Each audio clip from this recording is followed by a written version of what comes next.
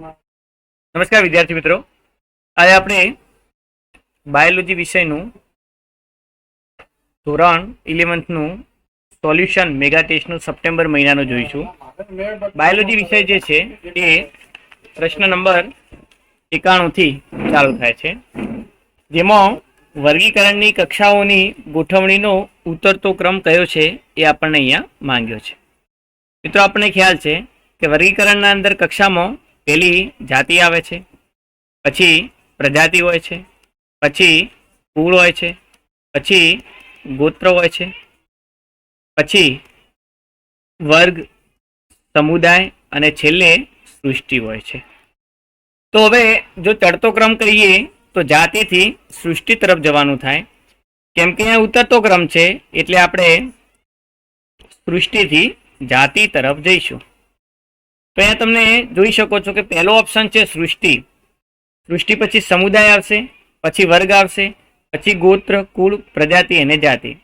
તો મિત્રો અહીંયા ઓપ્શન એ જ એ સાચો ઠરે છે, એટલે 91 આપણને મળી જાય છે જવાબ 1. અહીંયા તમે જોઈ શકો છો કે બીજો ઓપ્શનમાં સૃષ્ટિ, સમુદાય, વર્ગ, ગોત્ર, કુળ બરોબર છે, પણ પહેલા પ્રજાતિ આવવું જોઈએ, પછી છેલ્લે જાતિ હોય. એની જગ્યાએ પહેલી જાતિ છે અને છેલ્લે પ્રજાતિ છે.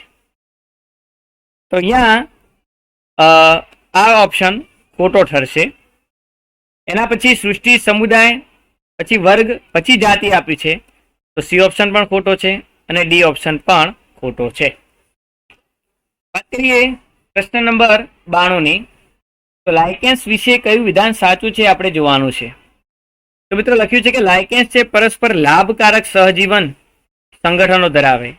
તો વાત સાચી છે કે લાઇકેનના અંદર લીલ પ્લસ ફૂગ બંને સજીવોનું સમન્વય હોય છે, તો એ સહજીવન ધરાવે છે, એ સાચું છે. લાઇકેન પહેલું વિધાન લાઇકેન વિશે સાચું છે. બીજું છે તેઓ ઉચ્ચ પ્રદૂષિત વિસ્તારોમાં મોટા પ્રમાણમાં વિકાસ કરે છે, તેથી તેને પ્રદૂષક સૂચકો કહેવામાં આવે છે. મિત્રો, એ પ્રદૂષક સૂચકો ખરા, પણ ઉચ્ચ પ્રદૂષિત વિસ્તારોમાં એ વિકાસ પામતા નથી. છે વિકાસ કરે છે, તો એ ખોટું છે, કેમ કે જ્યાં પ્રદૂષણ વધારે છે ત્યાં લાઇકેન્સ થશે નહીં, એટલે પ્રદૂષણ રહિત વિસ્તારોમાં એ વિકાસ પામે છે. એટલે બીજો મુદ્દો છે એ ખોટો છે. ત્રીજો મુદ્દો જોઈએ તો ફાયકોબાયોન્ટ જે સભ્ય છે એ લીલને કહેવાય, જે સ્વયંપોષી છે. માઇકોબાયોન્ટ ફૂગ એ વિષમપોષી છે. તો મિત્રો આ મુદ્દો સાચો છે. એના પછી છે કે તે સૂર્યપ્રકાશ દ્વારા લીલ અને ફૂગના પાકના પ્રકાશ સંશ્લેષણમાં મદદ કરે. તો સૂર્યપ્રકાશ દ્વારા લીલમાં પ્રકાશ સંશ્લેષણમાં મદદ કરશે, ફૂગ પ્રકાશ સંશ્લેષણ કરી શકશે નહીં, એટલે ચોથો મુદ્દો ખોટો બને. તો અહીંયા પહેલો અને ત્રીજો આ બંને મુદ્દાઓ સાચા પડે છે. તો આપણે અહીંયા બી ઓપ્શન પહેલો અને ત્રીજો જવાબમાં લખીશું. તો 92 ના અંદર બી ઓપ્શન એ સાચો ઠરશે. 93 વાત કરીએ તો સ્લાઇમ મોલ્ડની વૃદ્ધિના સંદર્ભમાં સાચી હરોળને ઓળખો. તો સ્લાઇમ મોલ્ડ એ કઈ રીતે વૃદ્ધિ કરે છે એ જોવાનું છે. તો મિત્રો આપણને ખ્યાલ છે કે સ્લાઇમ મોલ્ડને જ્યારે અનુકૂળ પરિસ્થિતિ હોય ત્યારે પ્લાઝ્મોડિયમ કહેવાતું સ્વરૂપ બનાવી એ વિશાળ બનશે, અને જ્યારે પ્રતિકૂળ પરિસ્થિતિ હોય ત્યારે એમાંથી બીજાણુ ધાની ઉત્પન્ન કરી નાના નાના બીજાણુઓને જન્મ આપે છે, જે પ્રતિકૂળ પરિસ્થિતિમાં રહી શકે. અનુકૂળ પરિસ્થિતિ થતાં ફરીથી એ પાંગરી નવા પ્લાઝ્મોડિયમ બનાવે છે. તો આ દ્વારા આપણે સમજી શકીએ છીએ કે સ્લાઇમ મોલ્ડ છે એ અનુકૂળ પરિસ્થિતિમાં પ્લાઝ્મોડિયમ અને પ્રતિકૂળ પરિસ્થિતિમાં બીજાણુઓનું નિર્માણ કરે છે. એટલે જવાબ 93 ના અંદર આપણને મળી જાય છે સી. વાત કરીએ પ્રશ્ન નંબર 94 ની, કે નીચેનામાંથી કયું એક આપેલા વર્ણન સાથે બંધ બેસે છે. તો મિત્રો કેટલાક નીચે મુદ્દા આપ્યા છે, એમાં શેની સાથે બંધ બેસે છે જોવાનું છે. તો એ છે કે તે એક કોષી સજીવ છે જે લીલાશ રંગ ધરાવે. તો આમાં લીલ સુકોષ કેન્દ્રી અને આદિકોષ કેન્દ્રી સાયનોબેક્ટેરિયા બંને આવી શકે. એના પછી છે કે તે કોષના કોષરસ પટલ ફરતે કોષ દિવાલ ધરાવે છે. તો લીલ અને બેક્ટેરિયા બંને છે. તેમાં કોષરસ પટલમાંથી ઉત્પન્ન થયેલી એક ગળીમય રચના હોય છે. તેના કોષરસમાં જનીન દ્રવ્ય ધરાવે છે, જે તેની આસપાસ કોઈ આવરણ હોતું નથી. તો મિત્રો આ મુદ્દાથી કન્ફર્મ થાય છે કે કોષ છે, એક કોષ છે એનું જનીન દ્રવ્ય છે પણ આજુબાજુ કોઈ આવરણ છે નહીં. આવરણ નથી તો આ આદિકોષ કેન્દ્રી કોષ કહેવાય. આદિકોષ કેન્દ્રી કોષ કહેવાય છે. તો જે બેક્ટેરિયાના પ્રકારમાં આવશે. 94માં જવાબ આપણને મળી જાય છે બી. 95માં છે ક્રાઇસોફાઇટસ તરીકે એ ઓળખાય. તેના ઘણા સભ્યો બી. ડાયટમ્સમાં સાબુની બોક્સની જેવી રચના સી, જેની દિવાલો ડી ધરાવે છે. તો મિત્રો અહીંયા મુદ્દાને અનુલક્ષીને એબીસીડીમાં શું આવી શકે? તો પહેલું છે કે ક્રાઇસોફાઇટસ એ તરીકે ઓળખાય છે. તો મિત્રો આપણને ખ્યાલ છે કે ક્રાઇસોફાઇટસ છે એ સોનેરી લીલ તરીકે ઓળખાય છે. તો બે ઓપ્શન છે એ અને ડી. તેના ઘણા સભ્યો ખાલી જગ્યા બી. ડાયટમ્સમાં સાબુના બોક્સની જેવી રચના. તો તેના ઘણા સભ્યો એ કેવા છે? સમપોષી છે કે પ્રકાશ સંશ્લેષી? તો મિત્રો પ્રકાશ સંશ્લેષી છે. તેની સાબુના બોક્સ જેવી રચનાને સી કહેવાય. હવે સી એટલે આપણે કોષ દિવાલ કહીશું અને તે સિલિકાથી આવરિત હોય છે. એટલે ડી ના અંદર આપણને ઓપ્શનમાં એબીસીડી ના જવાબ મળી જાય છે. તો 95માં જવાબ આપણને મળે છે ડી. વાત કરીએ 96 નંબરનો પ્રશ્ન કે તેલ અને સિરપના ગાળણ પોલિશિંગ માટે વપરાતી રેતી શેની બનેલી હોય છે? તો મિત્રો એ ક્રાઇસોફાઇટસ ની કોષ દિવાલની બનેલી હોય છે. આપણને ખ્યાલ છે કે તેલ, સિરપ અને ગાળણ પોલિશિંગ માટે વપરાતી જે રેતી છે એ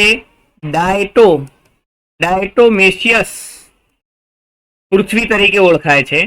અને આ ડાયટોમેશિયસ પૃથ્વી એ ક્રાઇસોફાઇટસ જે સભ્યો હોય છે એની જે કોષ દિવાલ છે એની આજુબાજુ સિલિકાનું આવરણ હોય છે એના વડે બને છે. તો આ સિલિકાના આવરણવાળી હોવાના કારણે આ નાશ પામતી નથી, જેનો ઉપયોગ આપણે કોઈ વસ્તુને ચકચકિત કરવામાં કે પોલિશિંગમાં, ચાસણી, તેલના ગાળણમાં વગેરેમાં એનો આપણે ઉપયોગ કરીએ છીએ. તો અહીંયા એ શું છે? તો એ ક્રાઇસોફાઇટસની કોષ દિવાલ છે. એટલે 96 ના અંદર આપણને જવાબ મળી જાય છે બી. 97માં વાત કરીએ તો બેઇજેનેરિક્સ ના પ્રયોગમાં તેને રોગીશ તમાકુના છોડમાંથી નિષ્કર્ષિત કરેલા ચેપી પ્રવાહી માટે શું કહ્યું? તો મિત્રો જે ચેપી પ્રવાહી છે એને કોન્ટાજિયમ વાઇવમ ફ્લુઇડમ નામ આપ્યું છે, જે ચેપી રસાયણ છે. તો 97માં જવાબ આપણને મળી જાય છે બી. 98માં જો વાત કરીએ તો અહીંયા 4 ઓપ્શન છે: થિયોફાઇસી, રોડોફાઇસી, ત્રિએંગી અને દ્વિએંગી. અને કોલમ 2 ના અંદર એના ઉદાહરણ આપ્યા છે. તો મિત્રો થિયોફાઇસીમાં કયા ઉદાહરણ હોઈ શકે? તો થિયોફાઇસી તરીકે એક્ટોકાર્પસ લેમિનારિયા છે. રોડોફાઇસી તરીકે પોલિસાયફોનિયા છે. ત્રિએંગી તરીકે ઇક્વિસેટમ પેરિસ ત્રિએંગી તરીકે આવે છે. જ્યારે દ્વિએંગી તરીકે ફ્યુનારિયા અને સ્ફેગ્મમ છે. તો એવો ઓપ્શન કયો છે? તો એમાં મિત્રો 3. તો એમાં 3 વાળા બે ઓપ્શન છે એ અને સી. બીમાં 4 વાળા ઓપ્શન છે મિત્રો એ અને સી. સીમાં ત્રિએંગી છે એમાં 2 છે. તો એમાં સીમાં 2 વાળો ઓપ્શન છે માત્ર સી. સીમાં ઉપર એમાં એ છે તો એ નહીં હોઈ શકે. અને ડી ના અંદર 1 આવે છે, મતલબ દ્વિએંગીમાં ફ્યુનારિયા અને સ્ફેગ્મમ ઉદાહરણ છે. તો 98માં આપણને જવાબ મળી જાય છે સી. વાત કરીએ 99માં અસંગત વિધાનની નીચેનામાંથી પસંદગી કરો. તો મિત્રો કયું વિધાન અસંગત છે એના વિશે જોવાનું છે. પહેલું છે કે ત્રિઅંગીની જીવન ચક્રનો પ્રભાવી તબક્કો બીજાણુજનક છે. તો મિત્રો આ સાચું છે. ત્રિઅંગીમાં બીજાણુજનક તબક્કો એ પ્રભાવી હોય છે. દ્વિઅંગીનો જીવન ચક્રનો પ્રભાવી તબક્કો જન્યુજનક છે. તો મિત્રો આ પણ સાચું છે, એ પ્રભાવી તબક્કો જન્યુજનક છે. અનાવૃત બીજધારી પ્રભાવી તબક્કો જન્યુજનક છે? ના મિત્રો, અનાવૃત બીજધારીનો પ્રભાવી તબક્કો જન્યુજનક નહીં પણ બીજાણુજનક છે. એટલે આ સી ઓપ્શન ખોટો છે. આવૃત બીજધારીનો પ્રભાવી તબક્કો બીજાણુજનક છે, તો હા એ સાચું છે. તો મિત્રો અહીંયા અસંગત વિધાન પસંદ કરવાનું કીધું છે, તો સી ઓપ્શન એ ખોટું ઠેરશે. એટલે 99 માં આપણને જવાબ સી મળી જાય છે. વાત કરીએ 100 માં.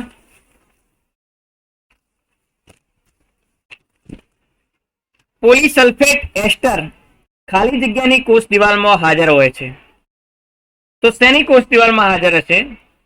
તો પોલીસલ્ફેટ એસ્ટર એ મિત્રો ઝેલિડિયમ અને પોલીસાઇફોનિયા આ બંને ઉદાહરણોની કોષ દિવાલમાં હાજર હોય છે.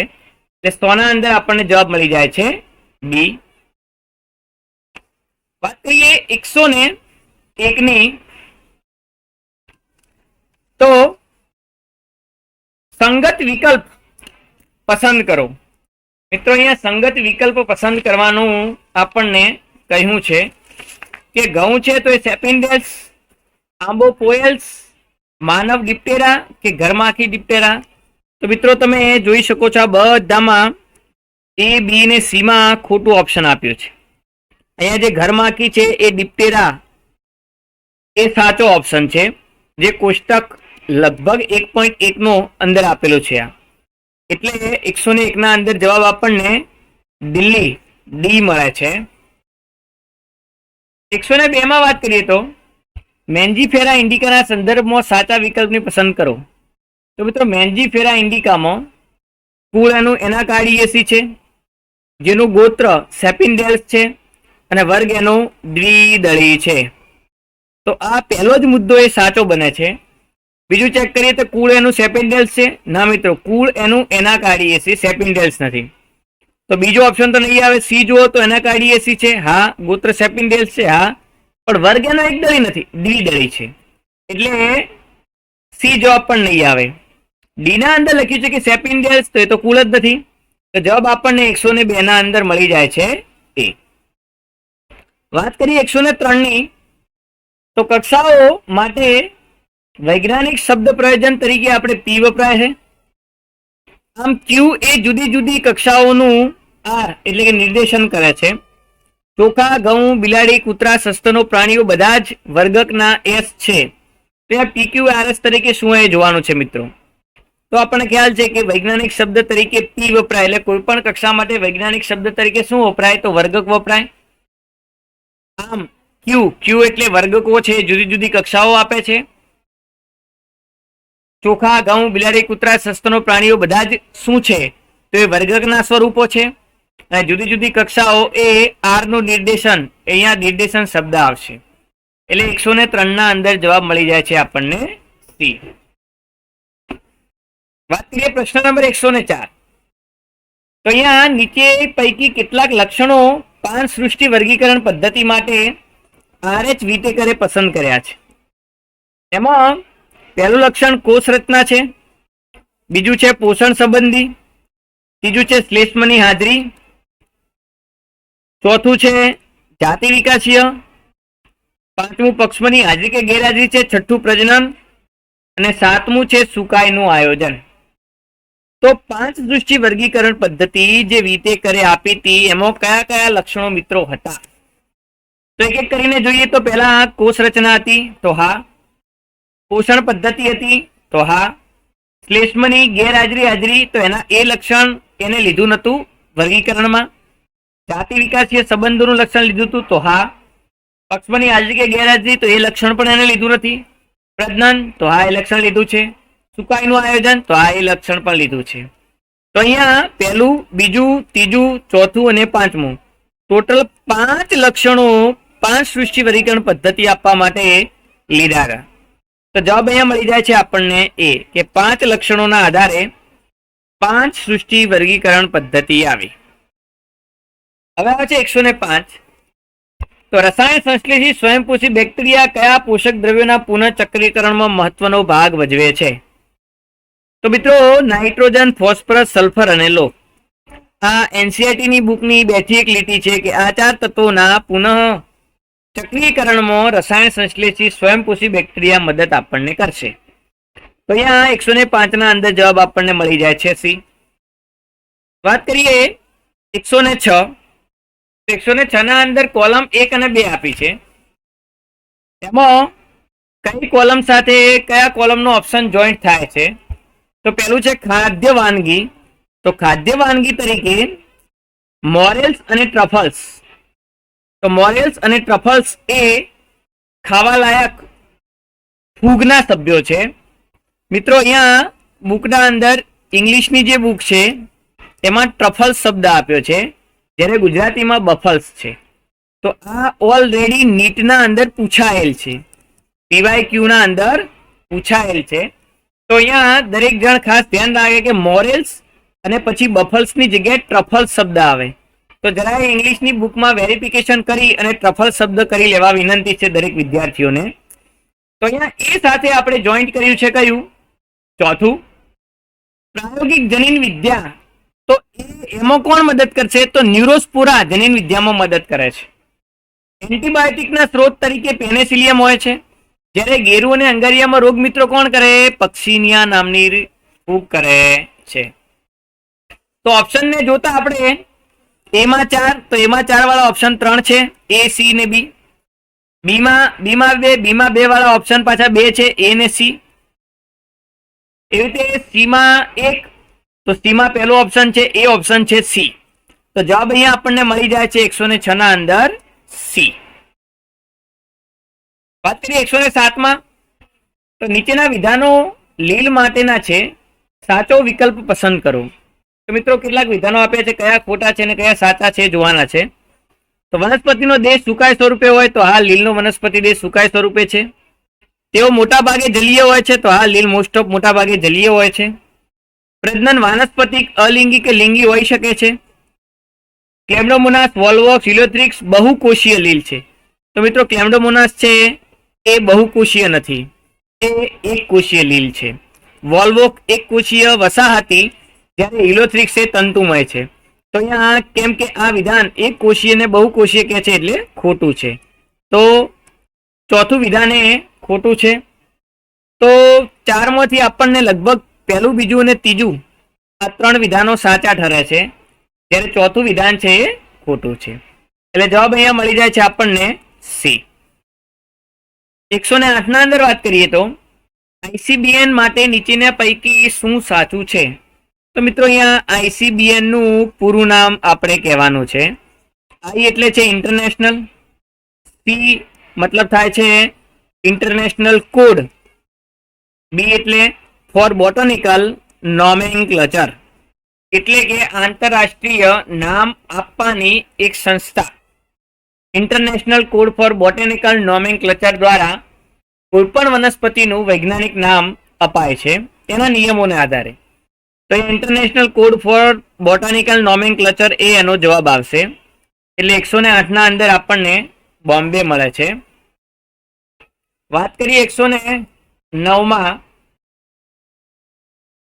તો 109 માં 2 ફૂગો આપેલી છે, આ બંનેમાં સામ્યતા શું છે આપણે કહેવાનું છે. તો મિત્રો આ બંને ફૂગની સામ્યતા એ છે કે એમાં કવક જાળ છે પટલયુક્ત અને શાખિત હોય છે. ચલો, અલિંગી પ્રજનન કણી બીજાણુ, તો ના, અલિંગી પ્રજનન કણી બીજાણુ એકમાં થાય જ્યારે બીજામાં થતું નથી. બંને ધાની બીજાણુ ઉત્પન્ન કરે, તો ના, એક ધાની બીજાણુ ઉત્પન્ન કરે છે, અન્ય ઉત્પન્ન કરશે નહીં. બંનેને સામાન્ય કોથળીમય ફૂગ કહેવાય ને, ડિટ્રોમાઇસિટીસ કોથળીમય, સોરી આસ્કોમાઇસિટીસ કોથળીમય ફૂગ છે. તો શું બંનેને આપણે કોથળીમય ફૂગ કહીશું? તો ના, એ પણ નથી, બંને અલગ અલગ ઇમેજ છે. તો અહીંયા જવાબ આપણને મળે છે એ 109 માં એ. હવે આવે છે 110. 110 ના અંદર તમને 2 વિધાન આપ્યા છે, વિધાન 1 અને કારણ R. વિધાન છે કે વર્ગીકરણમાં સૃષ્ટિથી જાતિ તરફ જતો ભિન્નતા ઘટતી જાય છે. મિત્રો વાત સાચી છે કે હંમેશા સૃષ્ટિથી તમે જાતિ તરફ, એટલે કે મોટી કક્ષાથી નાની કક્ષા તરફ જશો એમ ભિન્નતા ઘટે છે. કારણ કે સમાન લક્ષણોની સંખ્યા વધતી જાય છે. તો કારણ છે કે સૃષ્ટિથી જાતિ તરફ જતા સામાન્ય લક્ષણો વધતા જાય છે. તો કારણ અને વિધાન બંને સાચા છે, અને કારણ એ આર ની સમજૂતી પણ ખરી. તો વિધાન એ અને આર બંને સાચા, કારણ આર એ એની સમજૂતી છે. તો 110 ના અંદર જવાબ મળી જાય છે આપણને એ. 111 ની વાત કરીએ કે ઘઉંમાં તમને બ્લેક રસ્ટ જોવા મળશે. તો આ બ્લેક રસ્ટ કોના દ્વારા થાય? તો મિત્રો 111 માં આવશે જવાબ એ. બ્લેક રસ્ટ છે એ પક્ષીનિયા દ્વારા થાય છે. વાત છે શ્લેષ્મી ફૂગ સ્લાઇમ મોલ્ડ્સ ના સુકાયને શું કહેવાય? તો મિત્રો સ્લાઇમ મોલ્ડ ના સુકાયને આપણે પ્લાઝ્મોડિયમ કહેવાય છે. પ્રોટોનેવા ફળકાય કવકજાળ તો એ આમાં નથી આવવાનું. સ્લાઇમ મોલ્ડ છે કેમ કે અનુકૂળ પરિસ્થિતિમાં પ્લાઝ્મોડિયમ જેવું સ્વરૂપ બનાવશે અને એક મોટું સુકાય ટાઈપ હોય છે. તો અહીંયા 112 ના અંદર જવાબ આપણને મળી જાય છે બી. ડ્યુટેરોમાઇસિટીઝ અપૂર્ણ ફૂગ તરીકે ઓળખાય. કારણ આપો મિત્રો. ડ્યુટેરોમાઇસિટીઝને આપણે અપૂર્ણ ફૂગ કહેવાય છે. કેમ કે તેના લિંગી તબક્કા શોધાયા નથી અને અલિંગી પ્રજનન આપણને ખબર છે. તો લખ્યું છે કે યુગ્મનજ અસમાન સમાન ગર્ભકોશી ખંડોમાં વિખંડિતતા એટલે તો ના એ નહીં આવે. માત્ર અલિંબી તબક્કાઓ જ ઓળખાયા છે તો હા એ સાચું છે. તેઓ પટલ વિહીન કવકતંતુ ના એ પણ નથી. તેઓ સ્વાવલંબી છે ના મિત્રો એ વિષમપોષી છે પરાવલંબી છે. તો 113 ના અંદર જવાબ મળી જાય છે આપણને બી. એના પછી છે કે જાતિ વિકાસીય વર્ગીકરણ પદ્ધતિ શેના પર આધારિત છે? તો મિત્રો કોઈ પણ જાતિમાં ઉદ વિકાસીય વલણને આપણે ધ્યાનમાં લઈએ તો એમાં ઉદ વિકાસીય વલણ પર જાતિ વિકાસીય વર્ગીકરણ પદ્ધતિ છે. પહેલા વર્ગીકરણના અંદર ઉદ વિકાસને ધ્યાનમાં લેવામાં આવતો હતો નહીં, પણ કેમ કે નવી જે વિટેકરની વર્ગીકરણ પદ્ધતિ છે એના અંદર એમને જાતિ વિકાસીય લક્ષણને ધ્યાનમાં લીધું. જેમાં એવું છે કે અત્યારના જેટલા પણ સજીવો છે એ ભૂતકાળમાં જે સજીવો થયા એના વંશજો છે. મતલબ ભૂતકાળના સજીવો પૂર્વજો હતા, કેમ કે બંને વચ્ચે કેટલાક લક્ષણોમાં સામ્યતા જોવા મળે જેના આધારે આપણે કહી શકીએ. તો અહીંયા 114 ના અંદર જવાબ આવે છે એ. 115 માં એક આકૃતિ આપી છે. એમાં મિત્રો એ, બી અને સી તબક્કા તમારે ઓળખવાના છે. મિત્રો તમે જોઈ શકો છો કે અહીંયા એક યુગ્મનજ છે જેમાંથી એ પ્રક્રિયા થઈ અને બીજાણુઓ બને. હવે યુગ્મનજ 2n હોય જેમાં બીજાણુઓ છે એકકીય છે તો મિત્રો તમને ખ્યાલ છે એમ શું થશે? અર્ધીકરણની ક્રિયા થાય છે. એવા બીજાણુઓ પછી શાખિત તંતુઓ બનાવે. શાખિત તંતુઓ બનાવવા માટે કોઈ પણ એક કોષ હોય એ વારંવાર સમવિભાજનની ક્રિયા કરે તો જ પછી તંતુ બને. એટલે બી છે એ સમવિભાજન. અને શાખિત તંતુઓમાંથી દ્વિસૂત્રી તબક્કો બને. મતલબ એક તંતુ બીજા સાથે કંઈક આવી રીતે જોડાઈ જાય છે અને બંને જોડાઈ દ્વિસૂત્રી તબક્કો ડાયકેરિયોટિક બનાવે છે. મતલબ એક જ તંતુના અંદર બે કોષ કેન્દ્રો હોવા એને કહેવાય ડાયકેરિયોટિક તબક્કો. તો એ સીમાં છે અને સી શું બતાવે છે? તો સી જ્યારે ત્યારે બંને કોષ કેન્દ્રો જોડાશે અને એમાંથી પાછું યુગ્મનજ બનશે. એટલે ડાયકેરિયોટિક તબક્કા પછી એવું તો શું થાય જેથી યુગ્મનજ બને? તો ફલનની ક્રિયા થાય એટલે કે જોડાણ થાય. તો સી છે એ ફલન છે. તો એ અર્ધીકરણ, બી સંભાજન અને સી ફલન. એટલે અહીંયા ઓપ્શન જવાબમાં આવે છે બી. આગળ જો વાત કરીએ મિત્રો તો 116 માં મોસ પીટનો ઉપયોગ પુષ્પોને મોકલવાના પેકેજિંગ દ્રવ્ય તરીકે થાય છે અને વનસ્પતિઓની વચ્ચેની જગ્યાઓમાં જોવા મળશે. તો મિત્રો અહીંયા મોસનો ઉપયોગ આપણે પેકેજિંગ દ્રવ્ય તરીકે કરીશું. મતલબ કોઈ પદાર્થ છે એને લાંબા સમયે ભેજયુક્ત પરિસ્થિતિ જાળવવા માટે મોસનો દ્વિઅંગીનો ઉપયોગ થાય છે. તો એ કેવું છે? તો એ ભેજગ્રાહી છે તો આ થાય. એટલે 116 ના અંદર આપણને જવાબ મળી જાય છે ડી. વાત કરીએ 117 માં તો લાંબા સમયથી કોઈ વ્યક્તિ બીમાર છે અને રિકવરી માટે સ્પાઇરુલિના લીલ ખોરાક તરીકે ખોરાક લેવાની લોકો સલાહ આપે છે. કેમ ભાઈ? તો અહીંયા સ્પાઇરુલિના લીલનો ખોરાક તરીકે ઉપયોગ આપણે એટલે કરીએ છીએ કે મિત્રો સ્પાઇરુલિનાના અંદર ભરપૂર માત્રામાં પ્રોટીન આવેલું હોય છે અને પ્રોટીન છે તો માંદા માણસને તાત્કાલિકપણે તરતપણે રિકવર કરી નાખશે, બીમારીમાંથી મુક્ત કરી નાખશે. તો એમાં પુષ્કળ પ્રમાણમાં કેમ કે પ્રોટીન આવેલું હોય છે એટલે એને આપણે સ્પાઇરુલિના લીલ ખોરાક તરીકે ઉપયોગ લેવામાં કહીએ છીએ. એટલે 117 ના અંદર જવાબ આપણને બી મળી જાય છે. વાત કરીએ 118 માં કે આલ્જીનનું નિર્માણ કઈ લીલનું જૂથ કરે? તો મિત્રો આપણને ખ્યાલ છે આલ્જીન છે એ ફિઓફાઇસી લીલની લાક્ષણિકતા છે. તો અહીંયા આલ્જીનનું પ્રોડક્શન ફિઓફાઇસી કરશે એટલે 118 ના અંદર જવાબ મળી જાય છે ડી. 118 ના અંદર આપણને જવાબ કયો મળે છે? ડી મળે છે. આગળ વાત કરીએ તો 119 નંબર નો ક્વેશ્ચન. તો મિત્રો અહીંયા જોડકા જોડવાનું કીધું છે.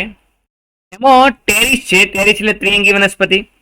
તો ત્રિઅંગી વનસ્પતિ પહેલામાં એસ, સાયકસ છે તો અનાવૃત બીજધારી છે, એ બીજામાં પી, સ્પેગ્મમ છે તો એ દ્વિઅંગી છે, અને સરગાસમ છે તો એ લીલ છે.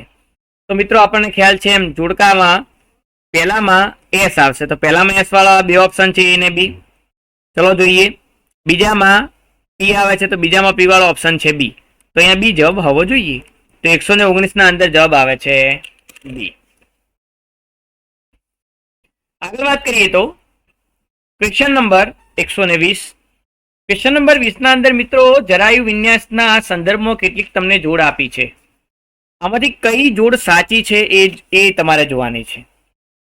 તો મિત્રો અહીંયા પ્રીમરોજ છે, પ્રીમરોજ વનસ્પતિ, એના અંદર જરાયુ વિન્યાસ શું મુક્ત કેન્દ્રસ્થ પ્રમાણે હોય? તો હા, મુક્ત કેન્દ્રસ્થનું ઉદાહરણ જ છે પ્રીમરોજ અને ડાયથન્સ. ગલગોટામાં તલસ્થ જોવા મળે? તો હા, સૂર્યમુખી ગલગોટામાં આપણને તલસ્થ જોવા મળે છે.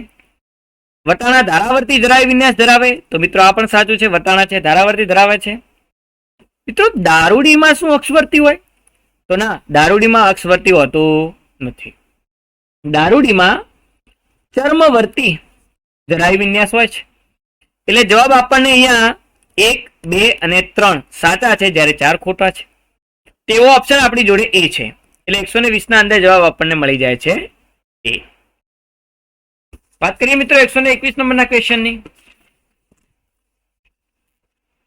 કે ગુલાબ અને જાસૂદના બીજાશયમાં વચ્ચેનો સાચો તફાવત કયો છે? તો મિત્રો ગુલાબ અને જાસૂદ બંને એના બીજાશય કીધું છે. એમાં ઓપ્શન જોઈએ કે ગુલાબ ઉંચસ્થ બીજાશય અને જાસૂદ અધસ્થ બીજાશય ધરાવે છે. તો ગુલાબ છે મિત્રો અર્ધ અધસ્થ બીજાશય, ઉંચસ્થ ન હોય તો એ નહીં આવે. ગુલાબ અધસ્થ બીજાશય, તો મિત્રો આ પણ નહીં આવે. ગુલાબ અર્ધ અધસ્થ, તો હા આ આવી શકે. ચલો જોઈએ ગુલાબ કે જે અર્ધ અધસ્થ બીજાશય ધરાવે છે, જ્યારે જાસૂદ અધસ્થ બીજાશય. મિત્રો જાસૂદના અંદર ઉંચસ્થ બીજાશય હોય. તો ચલો ડી ઓપ્શન જોઈએ. સી તો ખોટો છે કે ગુલાબ કે જે અર્ધ અધસ્થ બીજાશય, જ્યારે જાસૂદ છે ઉંચસ્થ અંડાશય ધરાવે અથવા બીજાશય ધરાવે. તો અહીંયા આપણને મિત્રો જવાબ મળી જાય છે ડી. મતલબ 121 ના અંદર ડી જવાબ આપણને મળશે. વાત કરીએ 122 નંબરનો પ્રશ્ન કે અહીંયા સ્ત્રી કેસર એ બહુ સ્ત્રી કેસરીય મુક્ત સ્ત્રી કેસર છે.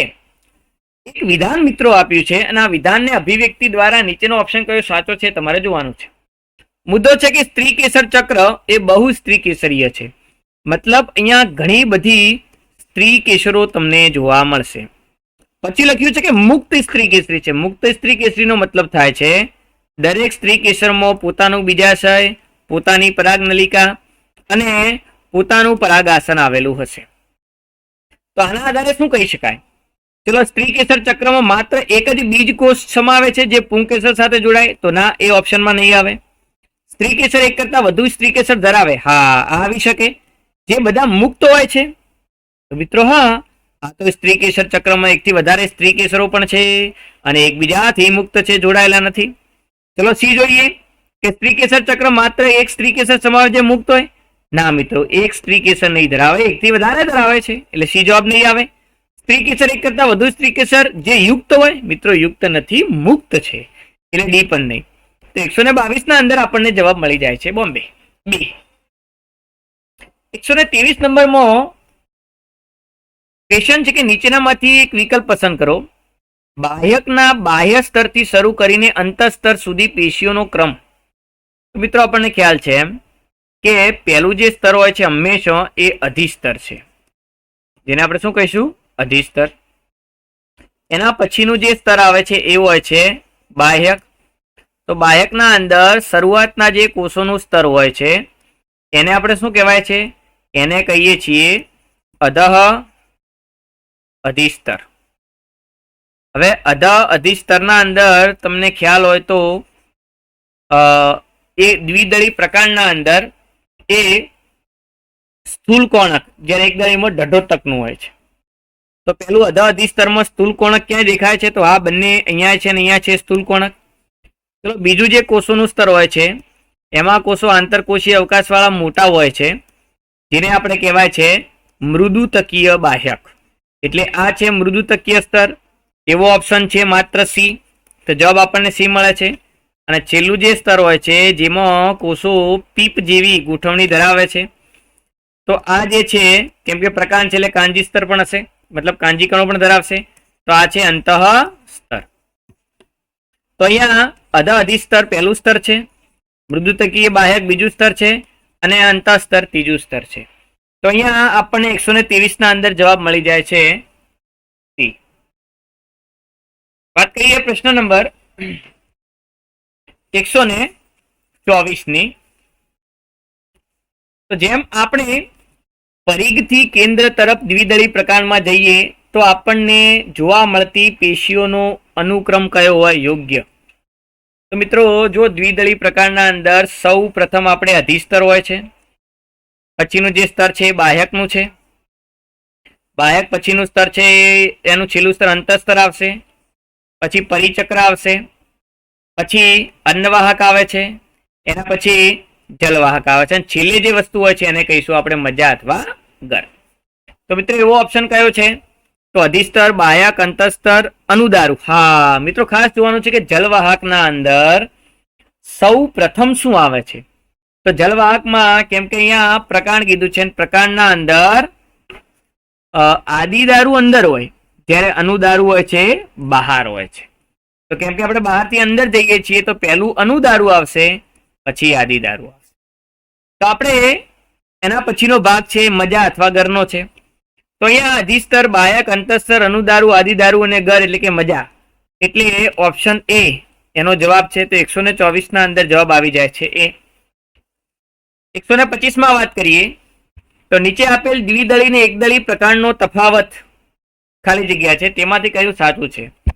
તો મિત્રો લક્ષણ છે અધસ્તર, પ્રકાંડ છે એકદળી અને દ્વિદળી.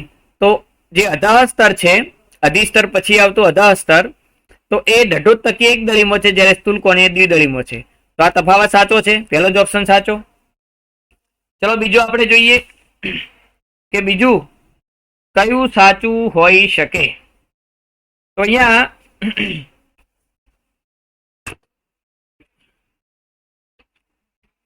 બીજું આપણે જોયું કે અહીંયા જલવાહક, તો જલવાહકમાં બહિરારંભી અને અંતરારંભી. તો મિત્રો આ એનો તફાવત નથી. મજા જો એક દળીમાં અભાવ હોય છે, જ્યારે દ્વિદળીમાં કેવું હોય છે હાજર હોય છે. તો એમાં સ્પષ્ટ થોડી મજા તમે જોઈ શકો. એક દળીમાં મજા જેવું નથી પણ આધાર પેશી તરીકે વર્તે છે. તો બીજો તફાવત આ હોઈ શકે. તો 1 અને 3 તફાવત સ્વરૂપે છે. ચલો પુલકંચુક ઢઢોતકીય છે, આમાં મૃદુતકીય, તો એ એનો તફાવત છે નહીં. મેન્શન આ ભાઈ એનસીઆરટીમાં નથી. તો અહીં આપણે જોઈ શકીએ કે સી ઓપ્શન એવો છે જેમાં 1 અને 3 એ બંને એના તફાવત બતાવે છે.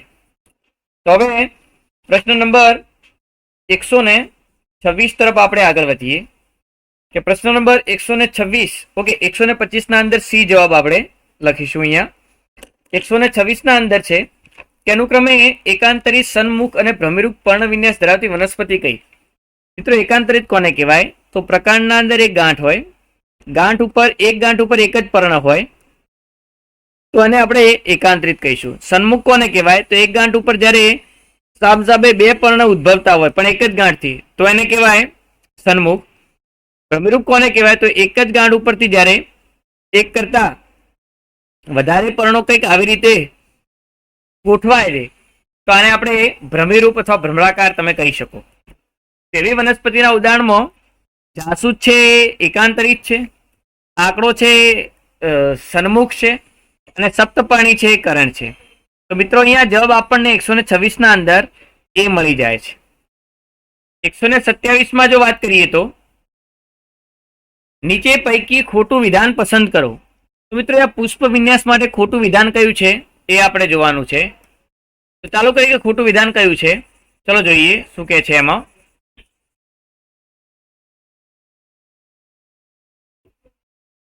કે પુષ્પીય અક્ષ પર પુષ્પોની ગોઠવણીને પુષ્પ વિન્યાસ કહેવાય. તો મિત્રો આ વિધાન ખોટું ભાઈ સાચું છે કે પુષ્પીય અક્ષ પર પુષ્પોની ગોઠવણીને પુષ્પ વિન્યાસ કહેવાય છે. આપણે ખોટું વિધાન પસંદ કરવાનું પહેલું સાચું છે. ચલો, આંતરગાંઠ વિસ્તરણ પામે છે. મિત્રો જ્યારે પણ પુષ્પ વિન્યાસ થાય એટલે આંતરગાંઠ સંકુચિત બને, વિસ્તરણ પામતી નથી. એટલે અહીંયા આ વિધાન ખોટું છે કે આંતરગાંઠ વિસ્તરણ પામે છે, આંતરગાંઠ સંકુચિત બને છે. તો પુષ્પ એ રૂપાંતરિત પ્રરો છે. હા મિત્રો, પુષ્પ એ રૂપાંતરિત પ્રરો છે. જ્યાં પ્રરોનો અગ્રીય વર્ધનશીલ પ્રદેશ એ પુષ્પીય વર્ધનશીલ ભાગમાં પરિણમે, તો આ મુદ્દો સાચો છે. જ્યારે પરોહણ પુષ્પમાં પરિણમે ત્યારે હંમેશા તે એકાકી હોય, એટલે કે પ્રરોહણનો મતલબ થાય છે કે અગ્રકલિકા જ્યારે પુષ્પમાં પરિણમે એટલે પુષ્પ હંમેશા એક જ હોય છે. તો આ સાચો છે. તો અહીંયા જવાબ આપણને બી મળે છે 127માં. એના પછી છે 128 નંબર નો ક્વેશ્ચન કે એક બીજાંડ સાથેનું એક કોટરીય બીજાશય ધરાવતો જરાયુ વિન્યાસ શું કહેવાય? તો મિત્રો એક બીજાંડ સાથેનું એક કોટરીય બીજાશય ધરાવતો જે જરાયુ વિન્યાસ છે એ તલસ્થ છે. એટલે જવાબ જે આવશે સી. અષ્ટિલા ફળ એટલે કે કેરી ફળ માટે યોગ્ય વિકલ્પ પસંદ કરો. તો મિત્રો આપણે જોઈ શકીએ કે અષ્ટિલાના અંદર જે કેરી છે એમાં અંતઃફલાવરણ છે કઠણ હોય છે. અહીંયા માસલ લખ્યું છે એટલે એ ઓપ્શન નથી. અંતઃફલાવરણ પાતળું હોય છે, મધ્ય ફલાવરણ કઠણ, તો મધ્ય ફલાવરણ તો ખાવા લાયક છે, તો બી પણ નહીં આવે. અંતઃફલાવરણ કઠણ બરોબર, મધ્ય ફલાવરણ પાતળું ના, એ માસલ ખાવા લાયક હોય છે, પાતળું નથી હોતું, તો એ નહીં આવે. સી પણ નથી. ડીમાં અંતઃફલાવરણ કઠણ છે, મધ્ય ફલાવરણ માસલ છે અને બાહ્ય ફલાવરણ પાતળું છે. તો મિત્રો હા, આ વાત સાચી છે. એટલે 129 ના અંદર જવાબ આપણને ડી મળી જાય છે. 130 માં આપણે વાત કરીએ તો કે નીચેના વિધાનો વાંચો અને તેના માટે યોગ્ય વિકલ્પ પસંદ કરો. તો સામાન્ય રીતે દલપત્રો લીલા પર્ણ જેવા અને પુષ્પનું કલિકા અવસ્થામાં રક્ષણ કરતા હોય છે. તો મિત્રો અહીંયા દલપત્રો છે એ લીલા પર્ણ જેવા હોતા નથી, એ વજ્રપત્રો હોય એ લીલા પર્ણ જેવા હોય છે, તો દલપત્રો હોતા નથી.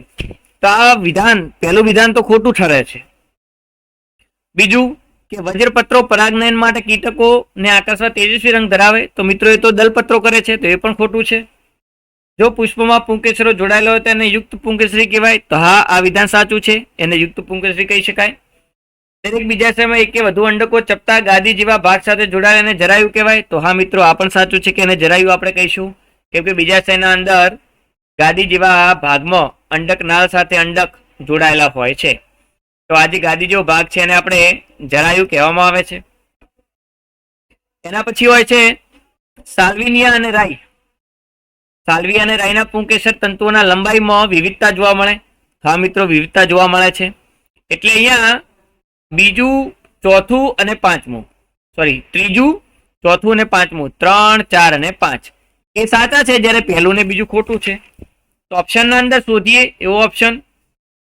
તો મિત્રો અહીંયા તમે બી ઓપ્શન જુઓ કે બી 2, 3, 4 અને 5, બી ઓપ્શનમાં 3, 4, 5 સાચા છે, જ્યારે 1 ને 2 ખોટા છે. આપણને જવાબ મળી જાય છે. એટલે 130 ના અંદર જવાબ મળે છે બી. મિત્રો 131 ની વાત કરીએ તો કોલમ છે 1 અને 2, એને જોડવાનો છે. તો સમિતાયા સ્તર, તો મિત્રો સમિતાયા સ્તર તમને ખ્યાલ છે કે એકદળી વનસ્પતિના અંદર ભ્રૂણપોષ પેશી હોય, અને ભ્રૂણપોષ પેશી છે એની આજુબાજુ આવેલા સ્તરને આપણે સમિતાયા સ્તર કહેવાય. તો સમિતાયા સ્તર એ અલ્ટિમેટલી શું બતાવે છે? તો પોષણ બતાવે છે. એટલે એના અંદર એક અફલિત ફળ, તો ફલન વગર ફળ અફલિત ફળ કહેવાય. અંડક, તો એ જ્યારે ત્યારે બીજ બનશે. અને વુલ્ફિયા શું છે? તો આવૃત બીજધારી વનસ્પતિ છે. તો એ જવાબ આપણને એ જ મળી જાય છે કે પહેલામાં એમાં 1, બીમાં 2, સીમાં 3, ડીમાં 4. એટલે જવાબ ટોટલ આપણને એ મળશે. એટલે 131 માં આપણને એ જવાબ મળે છે. 132 માં દ્વિદળી વનસ્પતિઓમાં રક્ષક કોષોનો આકાર કેવો હોય છે? તો એ વૃકાકાર એટલે કે વાલ આકારની હોય છે. એટલે 132 ના અંદર જવાબ મળે છે એ. 133 માં કે એકદળી મૂળના લક્ષણો કયા છે? તો એકદળી મૂળના લક્ષણો કીધું છે મિત્રો. એમાં મજાનો વિકાસ થાય, તો હા મૂળમાં મજાનો વિકાસ થાય છે. વાહીપુલ છે અવર્ધમાન છે, તો હા મિત્રો એ અવર્ધમાન વાહીપુલ છે, એ પણ સાચું છે. એક દળીમાં બહુ સૂત્રી હોય, તો હા એક સૂત્રીમાં ભાઈ એક દળીમાં બહુ સૂત્રી હોય છે. અર્ય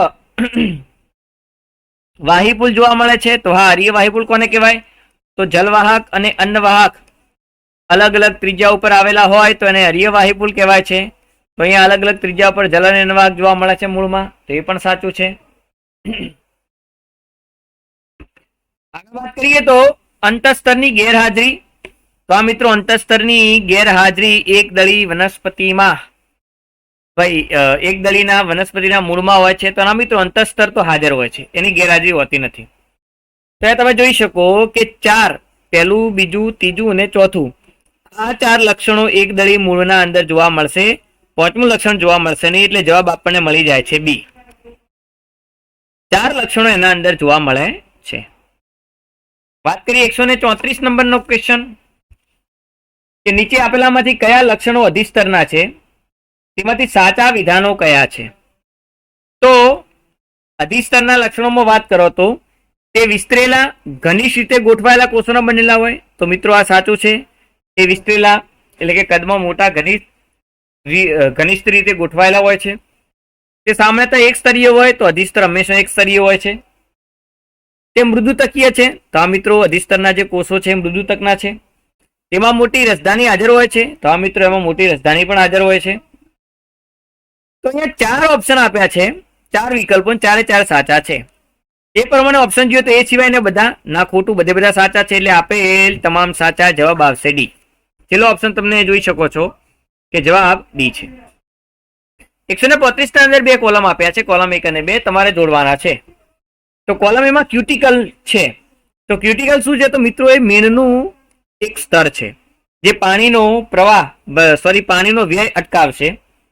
ભેજગ્રાહી કોષો શું છે મિત્રો? તો ભેજગ્રાહી કોષો એ ખાલી રંગીન કોષો છે, રંગહીન ખાલી થયેલા રંગહીન કોષો, અને એ અધિસ્તરમાં જોવા મળશે, જે યાંત્રિક રીતે પર્ણના વલનમાં અને ખોલવામાં મદદ કરે છે. વાયુરંધ્ર શું છે? તો વાયુરંધ્ર એ રક્ષક કોષો સાથે સંકળાયેલ છે, જ્યારે અધિસ્તર તો એ એક સ્તર હોય છે, એટલે કે એક સ્તરીય છે. આ બધા ઓપ્શનને જ્યારે આપણે જોડીએ છીએ ત્યારે 135 ના અંદર જવાબ આપણને 1 માં 3, B માં 4, 1 માં 3 આ છે, 1 માં 3, B માં 4, એના પછી સી ના અંદર 1, સી માં 1 જોવા મળે છે આપણને, અને ડી માં આપણને 2 જોવા મળે છે. એટલે જવાબ મળે છે 135 ના અંદર એ. 136 માં વાત કરીએ તો કેટલીક આકૃતિ આપેલી છે મિત્રો, એમાં તમને એ, બી, સી ને ઈ વિશે જોવાનું છે મિત્રો, ડી નથી અહીંયા જુઓ. તો એ શું છે? તો એ આકૃતિ એ ધારાવર્તી ની છે. બી આકૃતિ છે ભાઈ, બી જે આકૃતિ છે આરિયા એ છે અક્ષવર્તી જરાય વિન્યાસ. સી છે મિત્રો તમે જોઈ શકો છો તો ચર્મવર્તી જરાય વિન્યાસની છે, અને ઈ જે છે એ છે તલસ્થ. જ્યારે ડી જે આકૃતિ છે એ મિત્રો છે મુક્ત કેન્દ્રસ્થની આકૃતિ. તો તમે જોઈ શકો છો કે ધારાવર્તી, એના પછી બી માં જોઈએ તો અક્ષવર્તી, ધારાવર્તી આવી ગઈ, એમાં બી માં અક્ષવર્તી છે. સી ના અંદર ચર્મવર્તી છે, તો મિત્રો સી ના અંદર ચર્મવર્તીમાં સી અને ડી બંને ઓપ્શન આપણને મળે છે. અને ઈ ના અંદર છે તલસ્થ, તો એના અંદર તલસ્થ મળે છે, એટલે આપણને જવાબ અહીંયા સી મળી જાય છે. મિત્રો અહીંયા આપણે 136 ના અંદર 2 ઓપ્શનમાં તમે જુઓ તો ધારાવર્તી, અક્ષવર્તી, ચર્મવર્તી, તલસ્થ, ધારાવર્તી, અક્ષવર્તી, ચર્મવર્તી ને તલસ્થ. તો અહીંયા ડી માં 2 ઓપ્શન એક જેવા છે, પણ તમારું જે પેપર છે એના અંદર ઓપ્શન આપણે બદલાયેલા છે. ક્લિયર? એટલે એ પ્રમાણે જોતા જવાબ આપણને મળી જાય છે સી. તો 137 નંબરનો ક્વેશ્ચન જોઈએ તો કે નીચે પૈકી કયા પુષ્પમાં અનિયમિત સમમિતિ જોવા મળે છે? મિત્રો અનિયમિત સમમિતિ જેનો મતલબ થાય છે દ્વિપાર્શ્વ સમમિતિ. હવે અનિયમિત એટલે કે દ્વિપાર્શ્વ સમમિતિ શેમાં હોય? તો વટાણા છે, વાલ છે, કેશિયા છે, ગુલમોહર છે. એટલે જવાબ આપણને મળી જાય છે સીધો સી. બેઠું બેઠું એનસીઆરટી નું ઉદાહરણ છે આ. 138 માં વાત કરીએ તો એક વનસ્પતિનો આડો છેદ લેવાની વાત છે. એમાં અંતસ્થ લક્ષણો દર્શાવેલા છે. એમાં તમે જુઓ તો પુલિયા આવરણ ધરાવતા અસંખ્ય વિખરાયેલા વાહિપુલ હોય. તો મિત્રો આ વિખરાયેલા વાહિપુલ એ તો એકદળી પ્રકાંડની લાક્ષણિકતા છે. ચલો એના પછી જે મૃદુકીય કોષોનું બનેલું વિશાળ જોઈ શકારું આધારોતક. તો હા, વિશાળ આધાર પેશી હોય છે. સહસ્ત વર્ધમાન વાહિપુલો, તો વાત સાચી છે, સહસ્ત વર્ધમાન વાહિપુલો છે. અન્નવાહક મૃદુતક ગેરહાજર. તો આ બીજી વિશિષ્ટ લાક્ષણિકતા પણ સાબિત કરે છે કે એકદળી પ્રકાંડની અહીંયા આ છેદ દીધેલો છે. એટલે 138 ના અંદર જવાબ મળી જાય છે આપણને ડી. વાત કરીએ 139 માં, તો એકદળી પ્રકાંડમાં પરિઘવર્તી વાહિપુલ કેન્દ્રમાં સ્થિત વાહિપુલ કરતા નાના હોય છે. તો મિત્રો આપણને ખ્યાલ છે એમ કે એકદળી પ્રકાંડમાં પરિઘવર્તી વાહિપુલ જે હોય છે, એટલે કે આ એકદળી પ્રકાંડનો છેદ છે, એમાં પરિઘવર્તી વાહિપુલ નાના હોય છે. જ્યારે કેન્દ્રમાં સ્થિત વાહિપુલ એ કદમાં કેવા હોય છે? મોટા છે. તો આ કેન્દ્રમાં સ્થિત વાહિપુલ કરતા પરિઘવર્તી કેન્દ્રમાં સ્થિત વાહિપુલ કરતા નાના હોય, પરિઘવર્તી નાના છે, કેન્દ્રમાં મોટા છે, તો વિધાન સાચું બને. તે ભંગજાત વિવરો વાયુયુક્ત હોય છે. મિત્રો વાયુયુક્ત નથી હોતા, પાણીયુક્ત હોય છે. એટલે આપણને અહીંયા સી જવાબ મળશે. એ સાચું છે, ત્યારે કારણ છે એ ખોટું છે. તો એના પછી મિત્રો આપણે જોઈએ તો હવે પ્રશ્ન નંબર 140 તરફ આગળ વધીએ. 140 માં લખ્યું છે કે ડાયન્થસમાં જરાય વિન્યાસ એ ખાલી જગ્યા છે. તો મિત્રો ડાયન્થસમાં જે જરાય વિન્યાસ છે એ મુક્ત કેન્દ્રસ્થ છે. એ એનસીઆરટી ની બુકના અંદર બેઠી એક લાઈન આપી છે. એટલે અહીંયા આપણને જવાબ બી મળી જાય છે. તો 140 ના અંદર જવાબ મળે છે બી. 141 માં વાત કરીએ તો પાણી અને ખનિજ દ્રવ્યોનું શોષણ મૂળ રોમ દ્વારા થાય છે કે જે પ્રદેશમાં હાજર હોય. તો મિત્રો તમને ખ્યાલ છે એમ કે જે મૂળ હોય છે એમાં શરૂઆતના ભાગને કહેવાય છે વર્ધનશીલ પ્રદેશ. એના પછીનો ભાગ છે એ છે વિસ્તરણ પ્રદેશ. અને છેલ્લે જે ભાગ છે કે જ્યાં આગળ મૂળ રોમ આપણને જોવા મળશે એ છે પરિપક્વ પ્રદેશ. તો મિત્રો પાણી અને ખનિજ દ્રવ્યનું શોષણ મૂળ રોમ દ્વારા થાય જે પરિપક્વ પ્રદેશમાં હાજર છે. એટલે જવાબ આપણને 141 માં મળી જાય છે એ. 142 માં આપણે વાત કરીએ કે દલપત્ર ની એક ધાર, મતલબ આ દલપત્ર છે એની એક ધાર તેના પછીનાને આચ્છાદિત કરે. મતલબ એક ધાર પછીનાને આચ્છાદિત કરે છે, એ છે એના પછીનાને આચ્છાદિત કરે છે. અને આવું બધે જ જોવા મળે તો એને આપણે શું કહીશું? તો મિત્રો એને આપણે એક ધાર આચ્છાદિત હોય કોઈક વડે અને એક ધાર કોઈક પર આચ્છાદિત હોય ત્યારે આપણને જે જોવા મળે છે જરાય વિન્યાસ એ જરાય વિન્યાસ તો એ નહીં આવે, અહીંયા કલિંકાંતર વિન્યાસ આવશે. તો જે કલિંકાંતર વિન્યાસ અહીંયા જોવા મળે છે એ આપણને વ્યાવૃત પ્રકારનો હોય છે. અને વ્યાવૃત પ્રકારનો હોય તો એમાં ઉદાહરણ કયા આવશે? તો જાસૂદ અને કપાસ એના ઉદાહરણ છે. એટલે 142 ના અંદર જવાબ મળે છે બી. હવે વાત કરીએ તો પ્રશ્ન નંબર 143 માં. મિત્રો પ્રશ્ન નંબર 143 ના અંદર બે કોલમ આપ્યા છે. એમાં એક ગુચ્છી પુંકેસર આપ્યું છે. તો મિત્રો આપણને એક ગુચ્છી પુંકેસર એ જાસૂદમાં જોવા મળશે. દ્વિગુચ્છી પુંકેસર છે એ વટાણામાં જોવા મળે છે. બહુગુચ્છી પુંકેસર એ આપણને લીંબુના અંદર જોવા મળે છે. જ્યારે દલ લગ્ન પુંકેસર આપણને રીંગણના અંદર જોવા મળે છે. તો એ તે સેટ કરતા અહીંયા આપણને એ ઓપ્શન મળે છે A1, B4, C2 છે, જ્યારે D3 છે. બીજો કોઈ ઓપ્શન એવો છે નહીં મિત્રો કે જેના અંદર આપણને જવાબ મળતો હોય. તો અહીંયા 143 ના અંદર જવાબ મળી જાય છે એ. 144 માં વાત કરીએ તો પાતળા સ્થિતિસ્થાપક પર્ણદંડનું કાર્ય શું છે? તો મિત્રો એ વનસ્પતિમાં આરોહણમાં મદદ કરે? તો ના. તે શ્વસન દર વધારે છે? તો ના.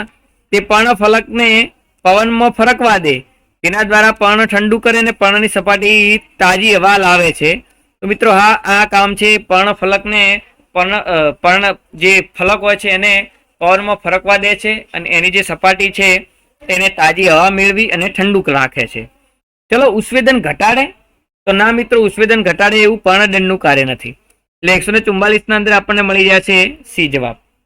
145 માં વાત કરીએ તો પ્રશ્ન છે કે એ વનસ્પતિના પુષ્પમાં દલપત્ર એકબીજા વચ્ચે આચ્છાદન જોવા મળતું નથી, પણ તેમની ધાર સ્પર્શે છે. મિત્રો એક ધાર બીજાને જસ્ટ સ્પર્શે છે, આચ્છાદન નથી.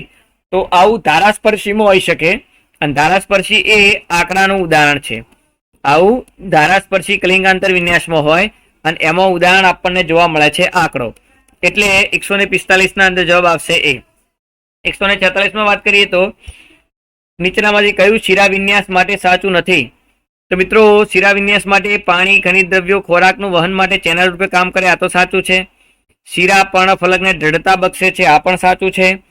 મિત્રો દ્વિદળીમાં સમાંતર શિરા વિન્યાસ હાજર હોય, તો આ ખોટું છે, કેમ કે દ્વિદળીમાં સમાંતરની ઝાલાકાર શિરા વિન્યાસ હોય. ચલો દ્વિદળીઓમાં સામાન્ય ઝાલાકાર શિરા વિન્યાસ હોય, તો આ તો સાચું છે. તો સી જવાબ અહીંયા મળી જાય, એ વિધાન ખોટું છે. એટલે 146 ના અંદર જવાબ મળે છે સી. વાત કરીએ 147 ના અંદર કે નીચેનામાંથી લીંબુમાં કયું જરાય વિન્યાસ જોવા મળે? તો મિત્રો લીંબુમાં આપણને ખ્યાલ છે એમ અક્ષવર્તી જરાય વિન્યાસ હોય, અને અક્ષવર્તી જરાય વિન્યાસ એની આકૃતિ એ છે. એટલે 147 ના અંદર આપણને એ જવાબ મળે છે. વાત કરીએ 148 માં, તો 148 ના અંદર બ્રાસિકેસી વનસ્પતિમાં એનું પુષ્પસૂત્ર આપ્યું છે, અને પુષ્પસૂત્રમાં તમે જોઈ શકો કે વનસ્પતિ છે એનું પુષ્પ એક તો સમમિતીય છે, એમાં નિયમિત છે, પુંકેસર સ્ત્રીકેસર બંને ધરાવે, વજ્રપત્રો 2+2 એટલે કે 4 હોય છે, દલપત્ર 4 હોય છે, એ છે ટોટલ 6 છે, એમાં 2 અંદર અને 4 બહારની બાજુ છે, અને બીજું સ્ત્રી કેસર હાજર છે. એટલે અહીંયા ઓપ્શન આપણને બી જવાબ મળે છે. બેઠે બેઠું રાયની વનસ્પતિનું પુષ્પસૂત્ર છે. 149 ની વાત કરીએ તો એકદળી વનસ્પતિઓમાં પ્રાથમિક મૂળ કેવું છે? અલ્પજીવી છે, અને વિશાળ સંખ્યામાં મૂળ બદલાય છે. આ મૂળ પ્રકારના તલ ભાગેથી ઉદ્ભવ પામે અને એને ખાલી જગ્યાનું નિર્માણ કરે. તો મિત્રો હંમેશા યાદ રાખો કે એકદળી વનસ્પતિમાં જે પ્રકારમાં જે મૂળ હોય છે ફાઇનલ, એ મૂળ અલ્પજીવી છે, એટલે જ્યારે ત્યારે વિઘટન પામશે. હવે માની લો કે આ મૂળ વિઘટન પામે છે, પછી જે પ્રકારનો તળિયાનો ભાગ હોય છે ત્યાં નાના નાના નવા મૂળ ઉત્પન્ન થાય છે, જેને કહેવાય છે તંતુમય મૂળ તંત્ર. તો આપણે અહીંયા તંતુમય અપસ્થાનિક મૂળ અહીંયા જોવા મળશે. એટલે 149 માં ડી જવાબ આવે છે. વાત કરીએ 150 ની, તો 150 માં તમે જોઈ શકો છો કે નીચેનામાંથી કયું વિધાન પર્ણ વિશે ખોટું છે?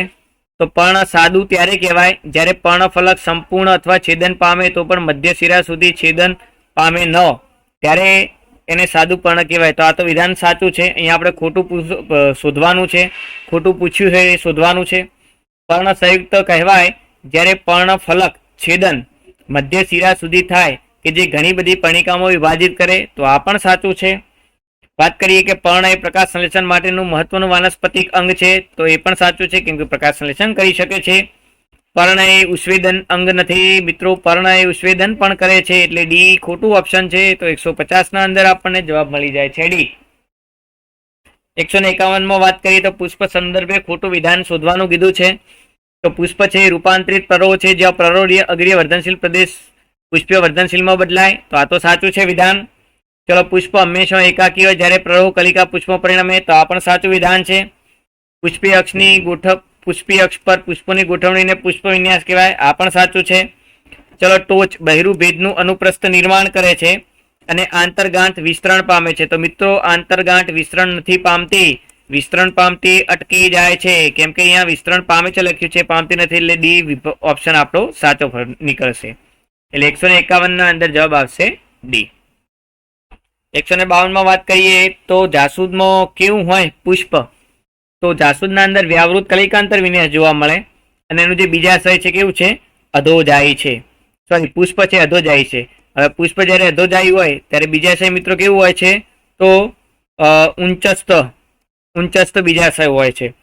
અને કેમ કે કલિકાંતર અંદર જે વિન્યાસ છે કેવું છે? તો વ્યાવૃત પ્રકારનો જોવા મળે છે, જેની એક જ ધાર બીજા દ્વારા આચ્છાદિત થાય છે, એટલે કે એક ધાર બીજા દ્વારા આચ્છાદિત થાય છે અને જે બીજી ધાર હોય છે કોક વડે આચ્છાદન પામે છે. તો અહીંયા જવાબ આપણને 152 ના અંદર એ મળી શકે છે. હવે આવે છે પ્રશ્ન નંબર 153.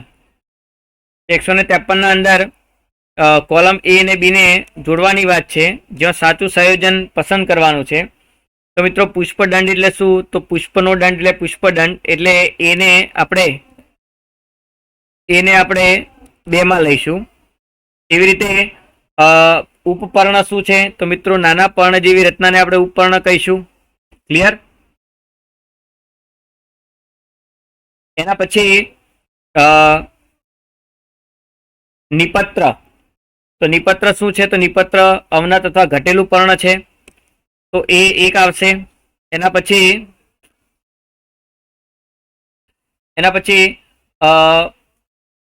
પર્ણદંડ.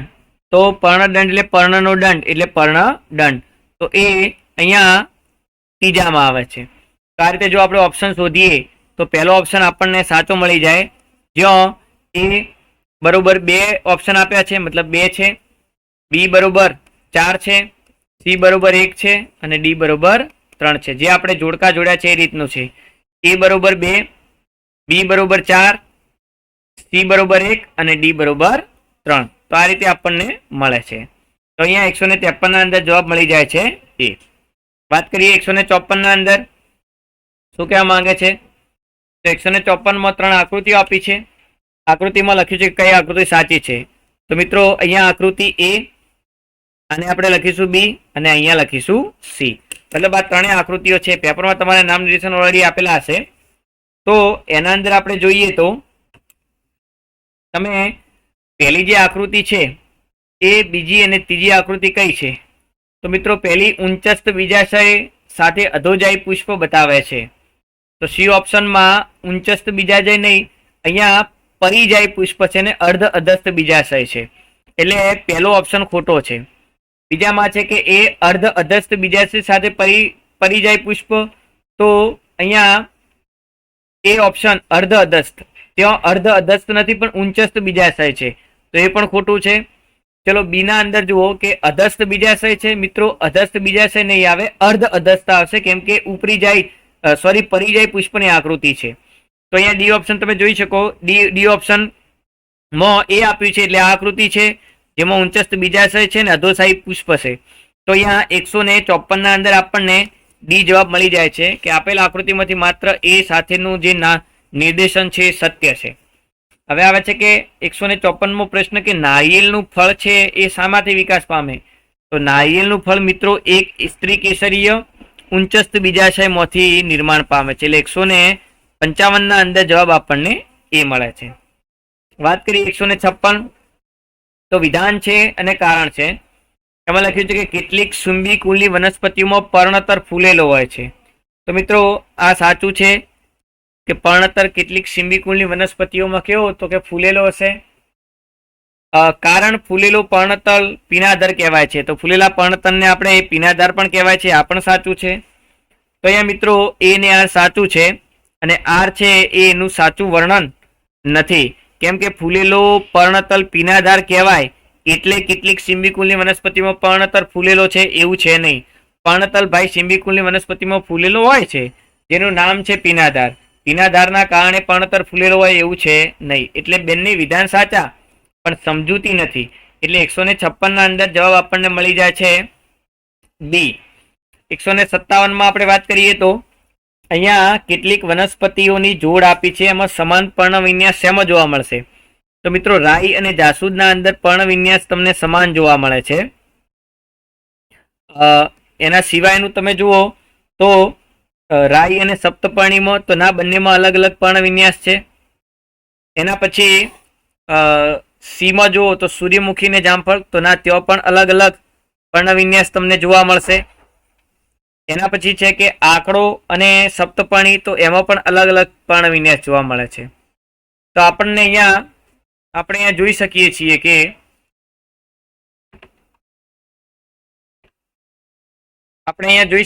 કે અહીંયા જે આપણને રાઈ અને જાસૂદ છે એ જ સમાન પર્ણવિન્યાસ ધરાવે, બાકી બધા વનસ્પતિમાં પર્ણવિન્યાસ અલગ અલગ હોય છે. તો અહીંયા 157 ના અંદર જવાબ આપણને મળી જાય છે એ. વાત કરીએ 158માં, તો 158 ના અંદર પ્રશ્ન છે કે નીચેના વિધાનો વાંચો અને સાચો વિકલ્પ પસંદ કરો. તો કેરી એ અષ્ટિલા પ્રકારનું ફળ છે. તો હા મિત્રો, કેરી અષ્ટિલા ઠળિયાવાળું ફળ છે. વાલના પુષ્પમાં પીચ ફલકીય કલિંકાંતર વિન્યાસ જોવા મળે. તો મિત્રો આ પણ સાચું છે કે આ વાલના પુષ્પમાં પીચ ફલકીય અથવા પતંગિયાકાર કલિંકાંતર વિન્યાસ જોવા મળે છે. તો અહીંયા એ ને બી બંને સાચા છે. આપણો જવાબ થઈ જશે 158 ના અંદર જવાબ મળે છે સી. 159માં જો વાત કરીએ તો કેટલાક તમને વનસ્પતિ આપી છે. રાઈ, જાસૂદ, જામફળ, આંકડો, સપ્તપર્ણી, સૂર્યમુખી અને કરેણ. એના અંદર તમે જોઈ શકો છો કે સન્મુખ પર્ણ વિન્યાસ કોણ ધરાવે? એક તો જામફળ ધરાવે છે, બીજું આંકડો ધરાવે છે મિત્રો. જો રાઈ અને જાસૂદ છે એકાંતરિત, જ્યારે સપ્તપર્ણી છે એ ભ્રમિરૂપ, જ્યારે સૂર્યમુખી એ એકાંતરિત છે, જ્યારે કરેણ છે એટલે કે સપ્તપર્ણી એ પણ ભ્રમિરૂપ છે. તો જામફળ અને આંકડો આ બે સન્મુખ પર્ણ વિન્યાસ બતાવે એટલે જવાબ મળી જાય છે અહીંયા એ. એટલે 159 ના અંદર જવાબ આપણને મળશે એ. ચલો વિદ્યાર્થી મિત્રો, હવે પ્રશ્ન નંબર 160માં જોઈએ. તો પ્રશ્ન નંબર 160 ના અંદર આપણને બે કોલમ આપેલ છે. કોલમના જોડકાઓ જોડવાના છે. અહીંયા એમાં લખ્યું છે જાસૂદ. તો મિત્રો જાસૂદના અંદર આપણને કયું જરાય વિન્યાસ જોવા મળશે? તમને ખ્યાલ છે કે જાસૂદમાં મિત્રો અક્ષવર્તી જરાય વિન્યાસ હોય, એટલે એમાં બે. દારૂડી છે એના અંદર આપણને ચર્મવર્તી જરાય વિન્યાસ જોવા મળે. ડાયથન્સમાં મુક્ત કેન્દ્રસ્થ હોય, જ્યારે સૂર્યમુખીમાં તલસ્થ જરાય વિન્યાસ હોય છે. એવો ઓપ્શન ખરો કોઈ કે એમાં બે હોય, બીમાં 3 હોય, સીના અંદર 4 હોય અને ડીમાં 1 હોય? એવો ઓપ્શન આપણા પાસે એ છે.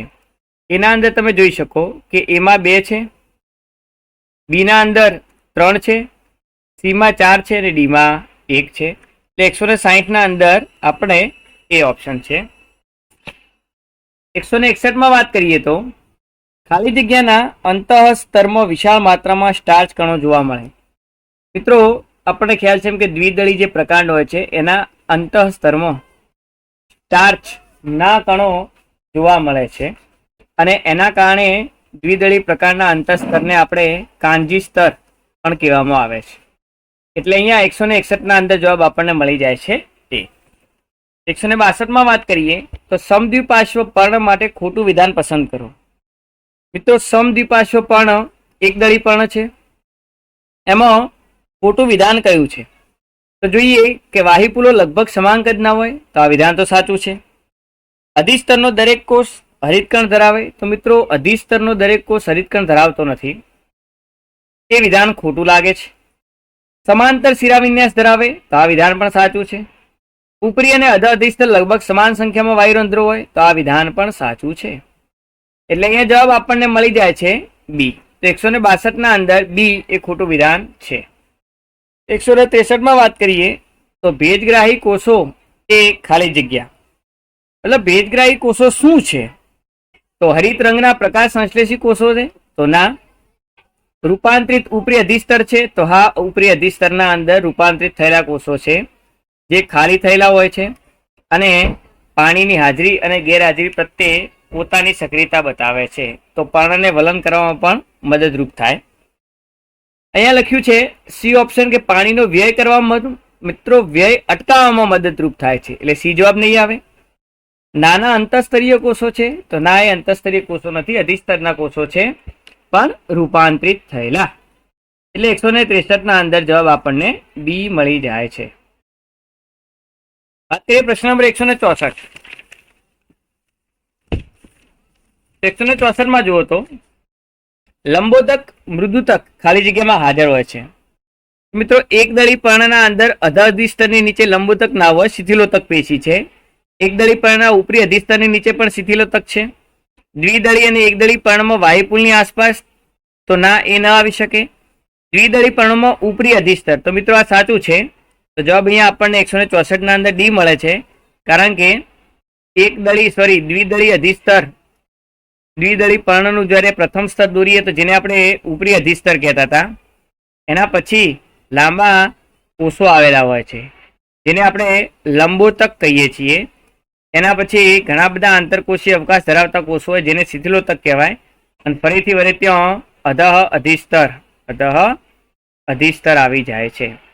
આ રીતે લંબોતક અને શિથિલોતક બંને કોષો આપણને અહીંયા જોવા મળે છે. એટલે 164 ના અંદર જવાબ મળે છે ડી. 165 માં વાત કરીએ તો બહિરારંભી વાહિપુલ ખાલી જગ્યામાં હોય. તો મિત્રો બહિરારંભી વાહિપુલમાં આદિદારુ છે એ પરિઘ તરફ, જ્યારે અનુદારુ છે એ કેન્દ્ર તરફ હોય. મતલબ આ પરિચક્ર છે, પરિચક્રના અંદર એના પછી આદિદારુ એટલે કે નાના વાહિપુલો ઉપર અને એના પછી નીચે મોટા વાહિપુલો. મતલબ આદિદારુ પરિઘ તરફ છે, અનુદારુ કેન્દ્ર તરફ છે. તો આદિદારુ પરિઘ તરફ અને અનુદારુ કેન્દ્ર તરફ સ્થિત હોય તો એને બહિરારંભી વાહિપુલ કહેવાય. તો 165 ના અંદર બહિરારંભી વાહિપુલ માં શું હોય તો આદિદારુ પરિઘ તરફ, અનુદારુ કેન્દ્ર તરફ હોય છે. અહીંયા આવા વાહિપુલો આપણને ખ્યાલ છે એમ કે મૂળમાં જોવા મળે છે. 166 ની વાત કરીએ તો બાહ્યક એ ખાલી જગ્યા વચ્ચે જોવા મળતો પ્રદેશ છે. તો મિત્રો બાહ્યક એ એક તો અધિસ્તર અને પહેલા વાત કરીએ કે અંતસ્તર ને મજા વચ્ચે. તો મિત્રો સૌ પ્રથમ આપણને ખબર છે એમ કે બાહ્યકના અંદર કોઈ પણ વનસ્પતિનો છેદ લ્યો, છેદમાં તમે સૌ પ્રથમ જે સ્તર હોય છે એ કયું હોય છે મિત્રો તો અધિસ્તર હોય છે. અધિસ્તર પછી બાહ્યકના ઘણા બધા કોષોનું સ્તર હોય, પછી અંતસ્તર હોય છે, પછી પરિચક્ર હોય છે. તો પહેલું અધિસ્તર છે, પછી બાહ્યક છે, પછી પરિચક્ર છે, અંતસ્તર છે, બાહ્યકનું અંદરનું સ્તર એટલે અંતસ્તર છે, ફાઇનલી પરિચક્ર છે. પરિચક્ર પછી બધું મધ્યરંભ, પરિચક્ર થી બધું જે મધ્યરંભનો ભાગ છે એ ચાલુ થાય છે. અહીંયા પહેલું છે કે અંતસ્તર ને મજા વચ્ચે. તો મિત્રો અંતસ્તર અહીંયા છે અને મજા એ નીચેનો ભાગ વચ્ચે આવે તો અહીંયા બાહ્યક જોવા મળે તો ના, ત્યાં બાહ્યક છે નહીં. ચલો અંતસ્તર ને વાહિપુલ વચ્ચે તો ત્યાં પણ બાહ્યક નથી. અધિસ્તર ને મધ્યરંભ એટલે પરિચક્ર પછીની બધી પેશીઓ અને અધિસ્તર એટલે ઉપર એના વચ્ચે બાહ્યક હોય છે. તો હા, તે બાહ્યક આપણને જોવા મળે છે. પરિચક્ર અને અંતસ્તર મતલબ અંતસ્તર ઉપર છે, પરિચક્ર નીચે, એના વચ્ચે કોઈ બાહ્યકનો ભાગ નથી. તો અહીં 166 ના અંદર જવાબ આપણને સી મળી જાય છે. 167 માં જો વાત કરીએ તો મૂળના અંતસ્તર સંદર્ભે ખોટું વિધાન કયું છે. તો મિત્રો મૂળનું જે અંતઃસ્તર છે એમાં તેના કોષો આંતરકોષીય અવકાશ ધરાવતા નથી. તો મિત્રો આ વિધાન તો સાચું છે કે એના કોષો છે ચુસ્ત ગોઠવણીવાળા હોય અને પીપની જેમ, મતલબ પીપળા એક પછી એક ગોઠવી કઈ રીતે ગોઠવાયેલા હોય છે ગોળાકાર, એમ પીપ ગોઠવણી ધરાવે છે, આંતરકોષીય અવકાશ નથી. ચલો એક સ્તરીય રચના હોય છે એની. તો મિત્રો હા, એક સ્તરીય રચના છે એ પણ સાચું છે. તેના કોષોમાં કાસ્પેન પટ્ટિકાઓ જોવા મળે. મીણ જેવા દ્રવ્ય લિગ્નિનનું સ્થૂલન હોય. તો મિત્રો અહીંયા લિગ્નિનનું સ્થૂલન નથી હોતું, અહીંયા સ્થૂલન હોય છે સુબેરિન દ્રવ્યનું. તો અહીંયા લિગ્નિન દ્રવ્ય છે તો મતલબ આ વિધાન ખોટું છે, એટલે સી વિધાન ખોટું છે. તે પીપ આકારના કોષો છે તો હા, એ વિધાન સાચું છે. એટલે 167 ના અંદર આપણને જવાબ સી મળી જાય છે. 167 માં જવાબ મળશે સી. વાત કરીએ 168 માં તો નીચેનામાંથી કોષોની કઈ જોડ અધિસ્તરીય પેશી તંત્રનો ભાગ છે. તો મિત્રો અહીંયા અધિસ્તરીય પેશી તંત્ર આપણે બુકના અંદર ભણ્યા છીએ. એમાં એ ઓપ્શનમાં છે સહાયક કોષો, રક્ષક કોષો. તો મિત્રો પહેલો ઓપ્શન સાચો છે કે અધિસ્તરમાં સહાયક કોષો પણ હોય, રક્ષક કોષો પણ હોય. ચલો બીજું જોઈએ કે સહાયક કોષો અને અંતસ્તરના કોષો. તો અંતસ્તરના કોષો એ અધિસ્તરના અંદર આવશે નહીં, એટલે બી ઓપ્શન ખોટો છે. ભેજગ્રાહી કોષો, પુલકંચુકના કોષો. તો ભેજગ્રાહી કોષો એ એક દળીમાં હોય જે અધિસ્તરનો ભાગ ગણી શકાય, પણ પુલકંચુકના કોષોને ગણી શકાય નહીં, એટલે સી જવાબ પણ નથી. ચલો પરિચક્રના કોષો, રક્ષક કોષો. તો મિત્રો રક્ષક કોષો તો હોય છે પરિચક્રના કોષો હોતા નથી. એટલે 168 ના અંદર જવાબ આપણને મળશે એ, જેમાં સહાયક કોષો, રક્ષક કોષો બંને અધિસ્તરીય પેશી તંત્રનો ભાગ છે. આગળ વાત કરીએ કે 169 કે જ્યારે જલવાહક અને અન્નવાહક વાહી પુલમાં વિવિધ ત્રિજ્યા એકાંતરિત ગોઠવાયેલા હોય તો આ ગોઠવણને શું કહેવાય અને શેમાં જોવા મળે? તો મિત્રો આપણને ખ્યાલ છે એમ કે આ છે પરિચક્ર. અહીંયા લખીએ કે આ છે પરિચક્ર. પરિચક્રમાં અન્નવાહક, એના પછી જલવાહક, ફરીથી અન્નવાહક, ફરીથી જલવાહક, મતલબ દરેક અલગ અલગ ત્રિજ્યા ઉપર ગોઠવાયેલ હોય. જલવાહક પણ અલગ ત્રિજ્યા ઉપર છે, અન્નવાહક પણ અલગ ત્રિજ્યા ઉપર છે. જ્યારે મૂળના અંદર અલગ અલગ ત્રિજ્યા ઉપર જલવાહક અને અન્નવાહક હોય તો એવી ગોઠવણીને આપણે અર્ય ગોઠવણી કહેવાય છે, અને જે મૂળમાં જોવા મળશે. તો અહીંયા ઓપ્શન બી આપણને મળી જાય છે કે અર્ય ગોઠવણી છે અને મૂળમાં આપણને જોવા મળે છે. અહીંયા આગળ વાત કરીએ તો 170 નંબરનો પ્રશ્ન. ચલો મિત્રો, હવે પ્રશ્ન નંબર 170 તરફ જોઈએ. તો વિધાનોને ધ્યાનમાં લો. અહીંયા મિત્રો કેટલાક વિધાનો આપણને આપેલા છે. આમાં સાચા અને ખોટા વિધાનોને આપણે ચેક કરવાના છે. પહેલું વિધાન છે કે દ્વિદળી મૂળમાં વાહીપુલ સહસ્ત અંતરારંભી હોય. તો મિત્રો મૂળના અંદર વાહીપુલ હંમેશા કેવું હશે? અર્ય હોય છે, સહસ્ત નથી હોતું, અર્ય હોય છે. અને અંતરારંભી નહીં, બહિરારંભી હોય. એટલે વિધાન પહેલું ખોટું છે. દ્વિદળી મૂળમાં દ્વિદળી પ્રકાંડમાં બાહ્યકનું સૌથી અંદરનું સ્તર અંતઃસ્તર કહેવાય. તો આ વિધાન તો સાચું છે મિત્રો. દ્વિદળી મૂળમાં સંયોજક પેશી તરીકે ઓળખાતા મૃદુતક કોષોના દ્વારા અન્નવાહક જલવાહકથી અલગ કરે છે.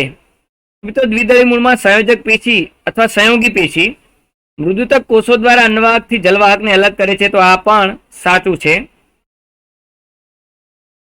એના પછી અહીંયા 1, 2 અને 3 ઓપ્શન આપ્યા છે. જોવાનું થાય તો એમાં આપણે જોઈએ કે પહેલું ખોટું છે જ્યારે 2 વિધાન સાચા છે. એવો કોઈ ઓપ્શન? તો ઓપ્શન સી તમે જોઈ શકો છો કે પહેલું ખોટું છે જ્યારે બીજું ને ત્રીજું સાચું છે. એટલે 170 ના અંદર જવાબ મળી જાય છે આપણને સી. 171 માં વાત કરીએ તો મિત્રો પર્ણોમાં આધારોતક પેશી ખાલી જગ્યા તરીકે ઓળખાતી પાતળી દિવાલવાળા હરિત કણો ધરાવે છે. મિત્રો પર્ણોમાં કઈ પેશી આધારોતક તરીકે ઓળખાય છે અને એ હરિત કણો ધરાવે છે? તો મિત્રો મધ્યપર્ણ પેશી જે છે પર્ણમાં એ પાતળી દિવાલવાળા કોષો ધરાવે અને અંદર હરિત કણ આવેલા હોય છે. તો જવાબ આપણને મળી જાય છે સી 171 માં. 172 માં પૃષ્ઠવક્ષીય પર્ણ.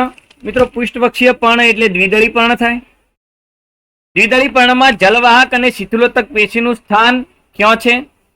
તો મિત્રો જલવાહક પેશી એ ઉપરી અધિસ્તર તરફ, જ્યારે શિથિલોતક પેશી એ અધઃ અધિસ્તર તરફ આવેલ છે. તો અહીંયા જવાબ આપણને સી મળી જાય છે 172 માં. મૂળ રોમ એ શું છે? તો મિત્રો આપણને ખ્યાલ છે કે મૂળ રોમ એ અધિસ્તરમાંથી બનતી એક રચના છે. અધિસ્તરના અંદર મૂળ રોમ હંમેશા એક કોષીય હોય.